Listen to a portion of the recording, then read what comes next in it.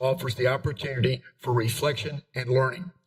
Religious texts, self-help books, and great literature provide a look into human nature and can help us create a path of growth and change. Some of the benefits that educators and psychologists have identified include bibliotherapy's ability to normalize problems by reading of others' similar experiences, to offer a range of solutions, and to be used adjunctively with other treatment approaches.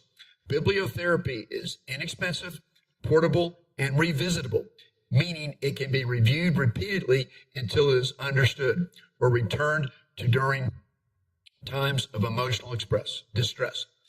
Because of its standardized format, it is delivered exactly as the author intended across time and setting. Bibliotherapy has been shown to impact a wide range of values and attitudes, as well as depression, anxiety, and social skills problems. Well, I hope you can understand what I'm trying to do today.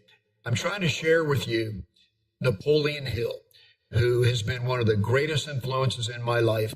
And through my friendship with Don Green, I've been able to expose people to more of Napoleon Hill than I ever thought I'd have the opportunity to do. And so the Napoleon Hill Foundation has a quote on their website, naphill.org. All of the breaks you need in life wait within your imagination. Imagination is the workshop of your mind, capable of turning mind energy into accomplishment and wealth. Well, just this morning, I was listening to an audio book of Law of Success. And Napoleon Hill believed so strongly that the mind could both be a broadcasting and a receiving station. Napoleon Hill, with his hundreds of millions of books that have been published and all the different titles that he has, he's out there trying to teach people about the power of the mind. One of his books that I did a whole show on was How to Own Your Own Mind. And so Think and Grow Rich is all about the mind. And the book itself actually starts with the very first chapter. The very first words are going to be truly thoughts and things, and powerful things at that. Let me state that one more time. This is the beginning. The very first words of the book, Think and Grow Rich, start like this. He says, truly, quote, thoughts are things, and powerful things at that, when they are mixed with the definiteness of purpose, persistence, and a burning desire for their translation into riches or other material objects. Well, I'm going to try my best today to share with you a lot about Napoleon Hill, who he was, and I'm going to do it in a way that I'm very privileged to do. Don Green, the executive director of the Napoleon Hill Foundation, he has given me permission to read directly out of the new book that came out, Success Habits by Napoleon Hill. It was written in, it comes out of, well, I'm going to let Don Green himself tell you, because I'm going to actually read the foreword that Don Green wrote, because then you may have a better understanding of what a good communicator Don Green is. And I think that when I read this, it'll be better than if I tried to explain anything myself. So I'm going to read a few excerpts from this book today, a whole chapter or two here. And I hope that you have an interest in following along. And if you don't, it's your loss, because Napoleon Hill's wisdom awaits you, along with so many other wonderful people that have shared their wisdom with the intent purpose of to try to making the world a better place in which to live. What a wonderful mission statement. This is the foreword to Success Principles by Napoleon Hill. A young magazine reporter from the mountains of Southwest Virginia, Napoleon Hill was assigned to interview American steel magnate Andrew Carnegie. Mr. Carnegie was impressed with young Napoleon's intelligence and ambition. And at the end of the 3-day interview, Mr. Carnegie asked him if he would devote 20 years of his life without pay to researching and writing the first book ever on the philosophy of success, developed and applied by America's leaders. With some trepidation, but little hesitation, Napoleon said yes and assured Mr. Carnegie he would not only begin the project, but he would complete it. Complete it he did, And 20 years after that 1908 interview, Napoleon Hill published his first book titled Law of Success. It was followed in 1937 by what became the best-selling success book of all time, Think and Grow Rich. Napoleon went on to publish many more motivational books and lectured extensively throughout the United States in succeeding decades.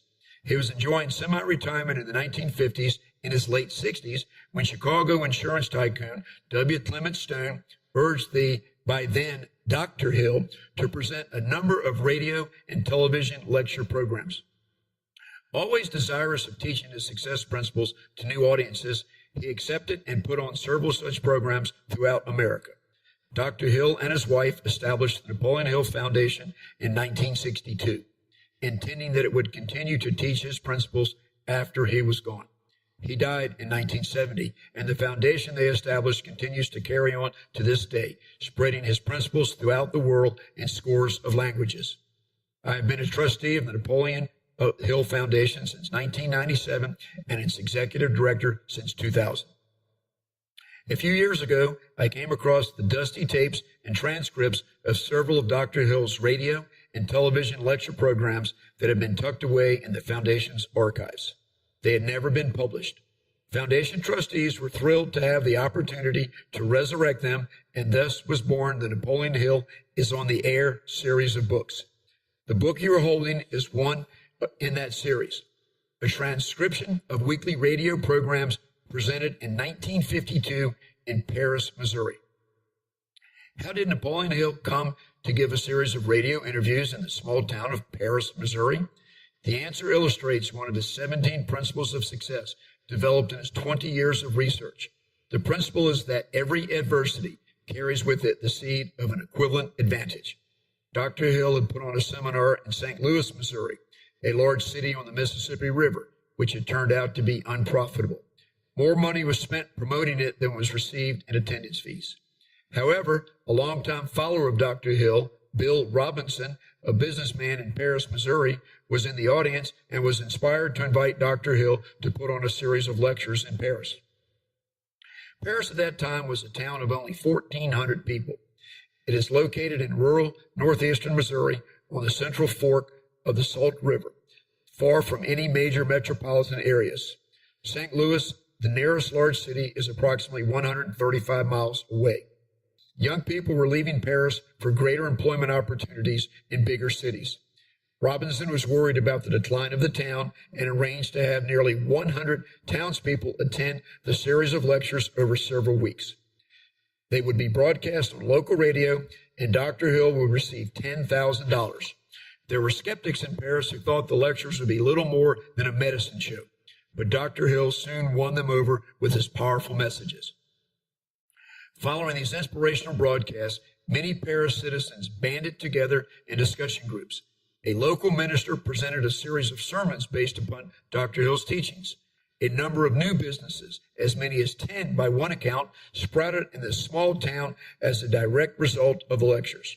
A year after the broadcast, Dr. Hill said that an elderly Paris resident told him that, quote, nothing had come to that community within the past 50 years which had made such a profound impression on as many of the people as he had made by the teaching of my philosophy, end quote. A movie titled A New Sound in Paris was made, documenting the changes that were brought about in that small community by Dr. Hill's lectures. It was seen by hundreds of thousands of people and helped to spread the success principles taught by Dr. Hill. Unfortunately, it appears to have been lost to history. Napoleon Hill loved Paris. It was wholesome, small-town America. Mark Twain had been born nearby in Florida, Missouri, and his books reflected the Midwestern culture of honesty, determination, and hard work. Beloved American artist Norman Rockwell painted a famous picture of the bustling local newspaper office in Paris in 1946 that appeared in the Saturday Evening Post. The wandering Salt River with its three forks beautified the area and ultimately poured into the mighty Mississippi. One fork passed under one of the few covered bridges ever built in Missouri. Napoleon Hill once said, "The path of least resistance makes all rivers and some men crooked." That phrase aptly describes the meandering Salt River. Fortunately, thanks in some part to Napoleon Hill's efforts, it does not describe the men and women of Paris who worked hard to avoid that path and to make their lives, the lives of their families and their community, successful and happy. As you read this book, the first and only publication of these radio lectures, you will encounter some men who followed the path of least resistance. But Dr. Hill will show you the way to reject this path by the application of his principles of success. The lectures concentrated on a few of the 17 success principles, ones that Dr. Hill believed would be especially helpful to the people of Paris. The first two dealt with definiteness of purpose, viewed by many Hill followers as the most important of the laws of success. The next two focused on the importance of accurate thinking. The next two explained how applied faith was necessary to the attainment of success. The next two dealt with the causes of failure and how to overcome them with persistence and decisiveness. The ninth showed how self-discipline was essential to success. The next two dealt with the importance of a pleasing personality to achieving success. The final two dealt with cosmic habit force, the only one of the 17 principles of success that Dr. Hill claimed had not been recognized by anyone before he discovered it. In the lectures on definiteness of purpose, Dr. Hill explained how the laws of nature reflect a definite purpose and plan. He detailed the 9 basic motives that propel people to carry out their plans and accomplish their purposes. In the accurate thinking lectures, Dr. Hill explained the difference between inductive and deductive reasoning and showed how to separate important facts from the unimportant. He detailed how people should challenge the opinions and statements of others by asking the simple question, how do you know? Falsehood, he said, came with warning notes. He listed the enemies of accurate thinking, perhaps most importantly, the emotions, concluding that accurate thinking is cold-blooded thinking. In his lecture on applied faith, Dr. Hill explained how to develop it using one's definite major purpose, mastermind alliances, and the principle of learning from adversity. He provided many examples of industrialists and inventors who used applied faith to benefit mankind. Changing his approach, the next two programs dealt with the causes of failure. He listed the major causes and gave concrete examples of how to overcome them through persistence and decisiveness. He hoped to convince his listeners, many of whom were down on their luck, that they did not have to surrender to these causes of failure. In his self-discipline lecture, Dr. Hill told of 13 challenges in his own life that were overcome by self-discipline. In an especially eloquent manner, he described the importance of using self-discipline to budget and control one's use of time. Dr. Hill listed 25 major factors contributing to a pleasing personality and invited his listeners to take inventory and grade themselves against these factors. He admitted that he himself did not always live up to these standards. He gave examples of those who did and also listed 15 things one should not do if one wanted to have a pleasing personality. The final two lectures were on cosmic habit force and explained how Dr. Hill discovered this concept upon reading Think and Grow Rich for the first time a year and a half after he wrote it. Cosmic habit force is the law by which one acquires habits to carry out one's major purpose. Dr. Hill provides a number of ways one can use this principle to accomplish one's goals and objectives. I believe you will find these timeless radio programs to be informative and that they will show you the way to achieve success and happiness. It was Dr. Hill's intention to teach and inspire the people of Paris to use his principles to overcome adversity, to avoid the path of least resistance, to get on the straight and narrow, and to work hard to turn their lives around. I found that it worked for Paris. I repeat that sentence. I know that it worked for Paris, and I am confident that it can work for you as well. Written by Don Green, Executive Director, Napoleon Hill Foundation. Well, I wanted to read that because Don Green is a wonderful communicator, a wonderful writer. And, he's actually, I believe that he has his name written or co-written over 250 books. He's spoken in front of 38 countries worldwide. He's in charge of promoting the Napoleon Hill Foundation and getting the rights to their publications into all these foreign countries. And he's spoken before the UN once. Napoleon Hill is a person that we all should get to know better. When I first started my radio program 3 years ago today, 2 years ago, today's the start of my third year, When Don Green talked to me to wish me well in my endeavor, he sent me a copy of